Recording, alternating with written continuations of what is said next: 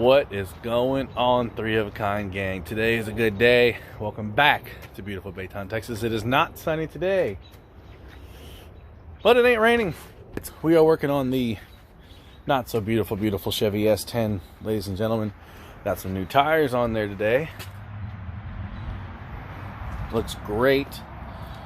And got some Whataburger earlier. It's also important. Shout out, Texas. Guys, something that's changed. New rear glass. Super freaking excited. But biggest thing we're working on today, we've got some new spindles here.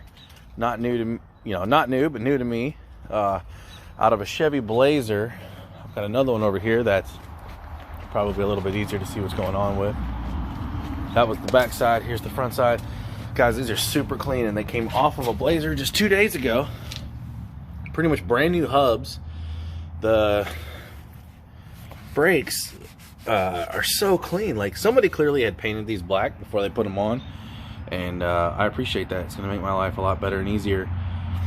But without further ado, I'm in the process of stripping whatever is on them off. But I don't know if I'm going to do it on the second one. I don't think I can do much better than how these came out, honestly. So as you can see, there's no rust. I mean, it's pretty incredible. So I'm going to slap a quick coat of paint on them in a minute, then let them dry as I take the front spindles off of that truck, and I'll show you the main differences. All right, so not perfect, but I dried it off with the air compressor, and she's gonna get a coat of paint. And again, I am just surprised at how good this looks coming off of a 2003 Blazer. All right. I'm sure somebody at some point was like, he's gonna paint right on the rotors, that's so stupid. Well, I'll show you. I've got a rag in there to try to save that from happening. There may be a little bit down in there. Luckily, brake pads should be able to take care of most of that. So we'll see what happens. All right, so one term you will hear in pertinence to this truck a lot from me is work truck. I mean, it ain't pretty, guys. Let's really be real here. It just. So you're gonna see that I'm not gonna take too much care. I've built damn near show-ready S10s before. That's not what we're going for here. We're going for functionality. And this will stay protected for a long time, just like whoever did it before me. That was their goal, I'm sure, and they did a great job. So we will get started on this side of this truck while we let this dry. So I got the front tire off. Look at all this rust in here, man. We're gonna do something about some of this rust today. I'm not gonna do a full job on this. Hashtag work truck. Look at these tiny little brakes that they stopped this truck with. We are gonna make a hell of an improvement on that. I will show you that. First things first is to get this tie rod end off, which, yes, these need replaced. No need to tell me, I already know. We'll get this tie rod end off so that I can freely turn this to get the bolts and whatnot. One of the funniest things I've ever seen in the land of lazy is this guy. You see that looks like a brake line? That's because it is. He clearly had to replace it, and instead of putting it back in here, he just left it. That might work out good for me, because when I've lowered trucks in the past, I've had to bend this out and not use this anyway, and I planned on doing it anyway, so I guess this just gets it out of the way easier. But I did get the brake lines from the guy who sold me the Blazer brakes, so I don't know. Maybe I won't even need that. We'll see. Something I was trying to avoid was taking this sway bar end link off, but it's very much in the way of me trying to get to these bolts here, and these have got to come off ASAP. Guys, definitely make sure you put stuff back.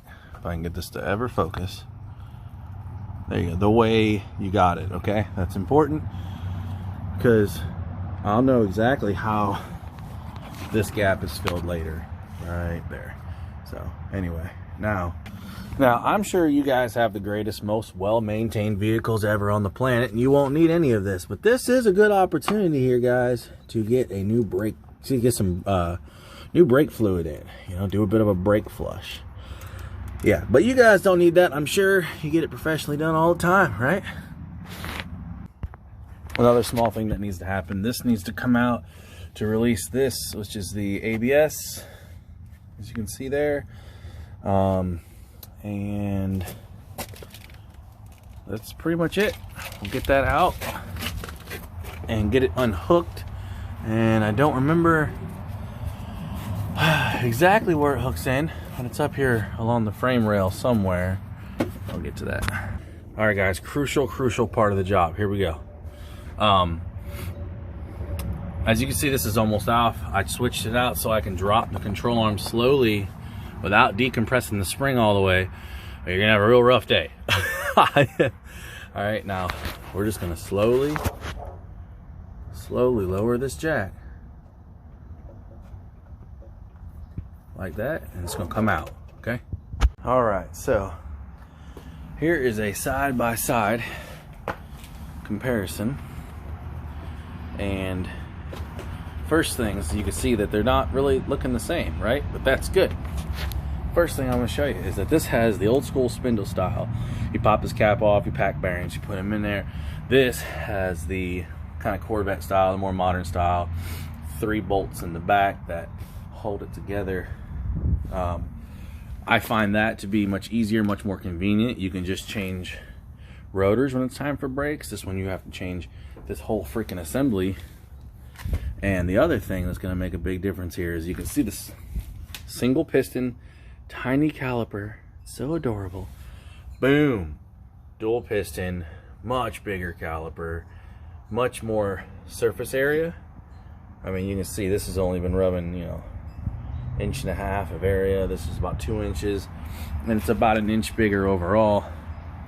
It's going to definitely work better.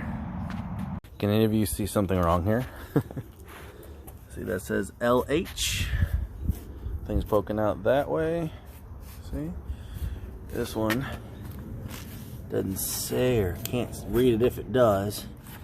But it's poking out that side. That is the wrong side. That sucks. So, looks like I will need to clean up the other side and get it ready and start over again later. Looks like I'm about done for the day. This one looks like it's pretty dry and just about ready to go. This one is still very tacky, I'm sure. I haven't touched it since I painted it, but it'll be ready to go. Did a quick little wire wheel job on the, just the front side here. Used a little bit of paint I had left from the underside, and it looks okay. A little more paint would really do it justice, but anyway, those are going to get replaced. Check this out. I mean, they click. Little Paul Walker moment there for you. Rest in peace, brother. All right, so I think I'm going to end this one off. Probably edit it, start back up tomorrow, and be ready for the driver's side. Going to need to obviously bleed the brakes and hook up these ABS, and then hopefully in a couple weeks I can afford to get some lower control arms put in, because yeah. Well guys, welcome back to sunny Baytown, Texas. Guess what? I'm done. I see there was a little bit more overspray than I'm probably proud to admit, but that's okay. I think I'll hit it with some brake clean on a rag and it'll be just fine. But overall, pretty happy. This thing's, it looks a lot better than it did. It's a lot more rust resistant now, and it'll be fine for a while till I get those control arms changed. So now it's time to get started on the other side.